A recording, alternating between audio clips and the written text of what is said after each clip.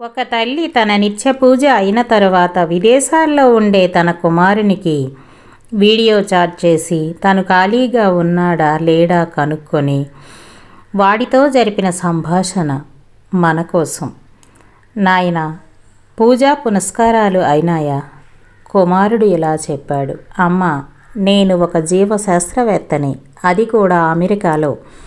మానవ వికాసానికి సంబంధించి రీసెర్చ్ చేస్తున్నాను. మీరు డార్విన్ జీవ పరిణామ సిద్ధాంతాన్ని వినే ఉంటారు. అలాంటి నేను పూజలు అవి ఏం బాగోదు. తల్లి మందహాసంతో, కన్నా, నాకు కూడా డార్విన్ గురించి కొద్దిగా తెలుసు కన్నా, కానీ అతను కనిపెట్టినవి అన్నీ మన పురాతన ధర్మంలో ఉన్నవే కదా నాన్న అంది. కొడుకు వ్యంగ్యంగా, అలాగా అమ్మా, నాకు తెలీదే అన్నాడు. అప్పుడు ఆ తల్లి, నీకు అంత ఆసక్తిగా ఉంటే చెబుతా విను అని కొంచెం మృదువుగా తన సంభాషణ కొనసాగించింది. నీకు మహావిష్ణువు యొక్క దశావతారాల గురించి తెలుసు కదా? కొడుకు ఆసక్తిగా, అవును తెలుసు. దానికి ఈ జీవ పరిణామానికి ఏమిటి సంబంధం అని ప్రశ్నించాడు. అప్పుడు ఆ తల్లి, సంబంధం ఉంది.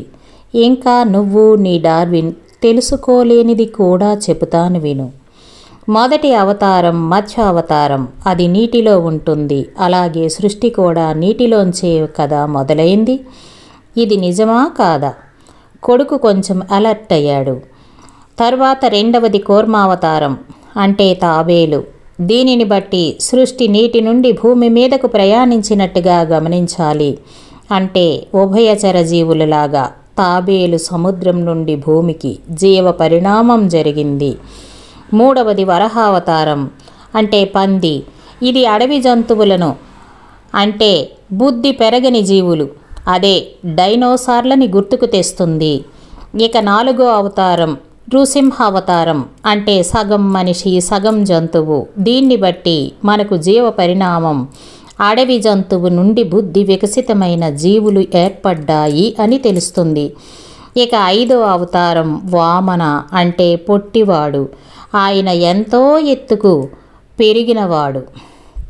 నీకు తెలుసు కదా, మానవులు మొదట హోమో ఎరెక్ట్స్ మరియు హోమో సేపియన్స్ అని ఉన్నారు అని. వాళ్ళలో హోమో సేపియన్స్ మనుషులుగా వికాసం చెందారు. కుమారుడు తల్లి చెప్పేది వింటూ స్తబ్దుగా ఉండిపోయాడు. తల్లి, కన్నా, ఆరో అవతారం పరశురాముడు. ఈ పరశురాముడు గండ్రగొడ్డలని పట్టుకు తిరిగేవాడు. దీనివల్ల ఏం తెలుస్తుందంటే, ఆదిమ మానవుడు వేటకు వాడే ఆయుధాలు తయారు చేసుకున్నాడు మరియు అడవులు గుహలో నివసించేవాడు మరియు కోపిష్టి ఆటవిక న్యాయం కలిగినవాడు. ఇక ఏడో అవతారం రామావతారం, మర్యాద. ఆలోచనపరుడైన సామాజిక వ్యక్తి. అతను సమాజానికి నీతి నియమాలు, సమస్త కుటుంబ బంధుత్వానికి ఆది పురుషుడు. ఇక ఎనిమిదవది కృష్ణ పరమాత్మ, రాజనీతిజ్ఞుడు, పాలకుడు, ప్రేమించే స్వభావి.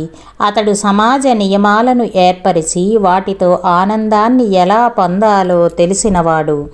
వాటితో సమాజములో ఉంటూ సుఖ దుఃఖ లాభ నష్టాలు అన్నీ నేర్చినవాడు. కొడుకు ఆశ్చర్యం విస్మయంతో వింటున్నాడు. ఆ తల్లి తన జ్ఞాన గంగా ప్రవాహాన్ని కొనసాగిస్తూ తరువాత 9వ అవతారం బుద్ధావతారం. ఆయన నృసింహ అవతారం నుండి మానవుడిగా మారిన క్రమంలో మర్చిపోయిన తన సాధు స్వభావాన్ని వెతుక్కున్నాడు. ఇంకా అతను మనిషి తన జ్ఞానాన్ని వెతుక్కుంటూ చేసే ఆవిష్కరణలకు మూలం. ఇక వచ్చేది కల్కి పురుషుడు.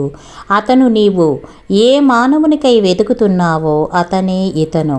అతను ఇప్పటి వరకు వారసత్వంగా వచ్చిన వాటికంటే ఎంతో గొప్ప శ్రేష్టమైన వ్యక్తిగా వెలుగొందుతాడు. కొడుకు తన తల్లి వంక అవాక్కై చూస్తున్నాడు. అప్పుడు ఆ కొడుకు ఆనంద బాష్పాలతో, అమ్మా, హిందూ ధర్మం ఎంతో అర్థవంతమైన నిజమైన ధర్మం అని అన్నాడు. ఆత్మీయులారా, మన వేదాలు, గ్రంథాలు, పురాణాలు, ఉపనిషత్తులు ఇత్యాది అన్నీ ఎంతో అర్థవంతమైనవి. కానీ మనం చూసే దృష్టి కోణం మారాలి. మీరు ఎలా అనుకుంటే అలా వైజ్ఞానికమైనవి కావచ్చు, లేదా ధర్మపరమైనవి కావచ్చు. శాస్త్రీయతతో కూడిన ధర్మాన్ని నేడు మూఢాచారాల పేరిట మన సంస్కృతిని మనమే అపహాస్యం చేసుకుంటున్నాం. ఇకనైనా మేలుకోండి. ఋషులు ఏర్పరిచిన సనాతన ధర్మాన్ని పాటించుదాం. మనం మారుదాం. యుగం మారుతుంది.